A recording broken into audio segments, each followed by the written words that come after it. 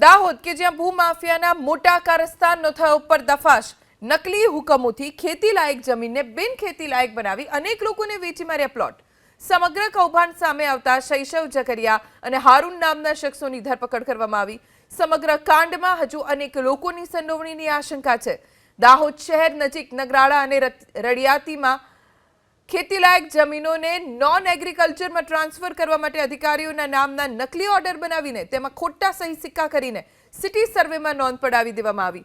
આ ઘટસ્ફોટ થયા બાદ જિલ્લા પંચાયતના નાયબ ચીટનીશ અને દાહોદના પ્રાંત અધિકારીએ એ અને બી ડિવિઝન પોલીસ મથકે બે જુદી જુદી ફરિયાદો નોંધાવી। હાલ પોલીસે આ પ્રકરણમાં બે જમીન માલિકો સાથે આ નકલી એને ઓર્ડર બનાવનાર એક બિલ્ડરની પણ ધરપકડ કરી છે। 3 પૈકીના 2 આરોપીઓના કોર્ટે 3 દિવસના રિમાન્ડ મંજૂર કર્યા।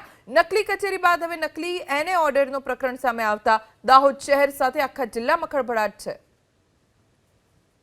એ પ્રકારની છે કે દાહોદ એ ડિવિઝન તથા દાહોદ બી ડિવિઝન પોલીસ સ્ટેશનમાં બે અલગ અલગ ગુનાઓ દાખલ થયા છે। દાહોદ બી ડિવિઝનમાં ગઈકાલે સાંજે અને દાહોદ એ ડિવિઝનમાં આજે સવારે ગુનો દાખલ થયો છે।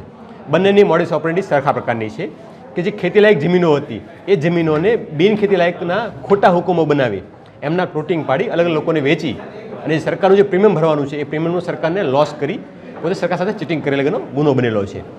જે બી ડિવિઝન દાખલ ફરિયાદ થઈ છે એમાં ડીડીઓ સાહેબના માર્ગદર્શન હેઠળ ઇન્ચાર્જ ચીટનીસી ફરિયાદી બન્યા છે અને જે એ ડિવિઝન ફરિયાદ દાખલ થઈ છે એમાં ડીએમ સાહેબની સૂચનાથી એસડીએમ સાહેબ પોતે ફરિયાદી બન્યા છે અને બંનેની અંદર જે એગ્રીકલ્ચર લેન્ડ છે એમના ખોટા હુકમો બનાવી એમને પછી એને તરીકે દર્શાવી એમને પ્રોપર્ટી કાર્ડમાં એ પ્રકાર નોંધ કરાવી એમને વેચવાની પ્રક્રિયા હાથ ધરાઈ હતી। જે અન્વયે હાલમાં ટોટલ 3 આરોપી એક જકરિયા મોહમ્મદ ટેલર, હારૂન રહીમ પટેલ તથા શૈશવ પરીખ